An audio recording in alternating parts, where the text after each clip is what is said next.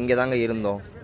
ஆம்புலன்ஸ்காரங்க தேவையில்லாம உள்ள வந்தாங்க. நாங்கள் முன்னாடி முனிப்பங்கோயில தான் நின்றுட்டு இருந்தோம். கோயம்புத்தூர் ரூட்ல போன ஆம்புலன்ஸை, அதாவது மக்கள் வண்டியோட டூ வீலரில் வரவங்கள உள்ள டூ வீலரை கொண்டு போய் கேஆர்வி மெரிடியன் ஹோட்டலுக்கு பின்னாடி பார்க் பண்ண சொன்னாங்க. டூ வீலரில் வந்தவங்கள உள்ள ஆனால் ஆம்புலன்ஸு கோயம்புத்தூர் ரூட்ல போன ஆம்புலன்ஸை திரும்பி எதுக்கு இதுக்குள்ளே விடணும்?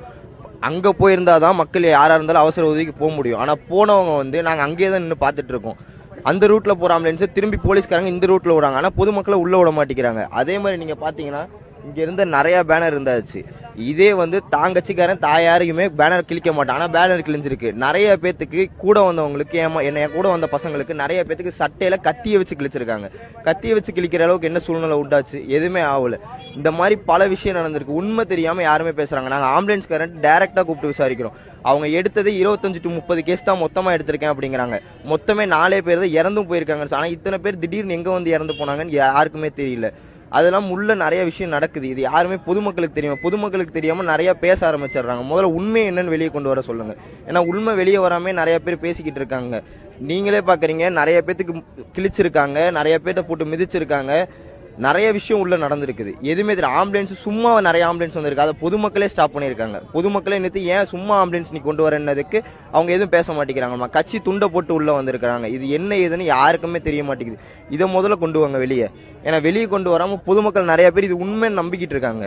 அதனால இதை முதல்ல வெளியே கொண்டு வர சொல்ற காவல்துறைக்கு சரியான விசாரணை நீங்க எடுத்து என்ன பண்ண முடியுமோ அதை பண்ணுங்க. ஏன்னா எல்லாமே போயிட்டு போகட்டும். இது வந்து கட்சி மீட்டிங் மாநாடு இதெல்லாம் தவிர்த்துருங்க. ஒரு பொதுமக்கள் ஒரு ரசிகனை பார்க்க, ஒரு தலைவனை பார்க்க, ஒரு ரசிகனை பார்க்க வராங்க அப்படிங்கிறது தப்பு கிடையாது. ஆனா காவல்துறை எந்தவித சப்போர்ட்டுமே நமக்கு கொடுக்கல.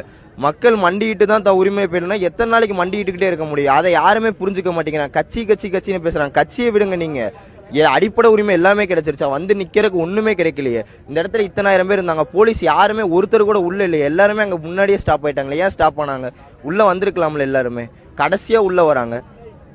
ஏன்னா நிறைய துறை இருக்கவங்க எல்லாருமே, அமைச்சர்கள் இருந்து எல்லாருமே அடுத்த 10 நிமிஷத்துல வராங்க. இங்க 7:30க்கு முடியுது. நீங்க நியூஸ்ல பாத்தீங்கன்னா தெரியும்.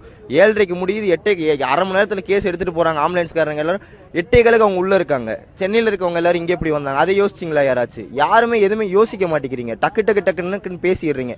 அதனால உண்மை என்னன்னு முதல்ல வெளியே கொண்டு வாருங்க.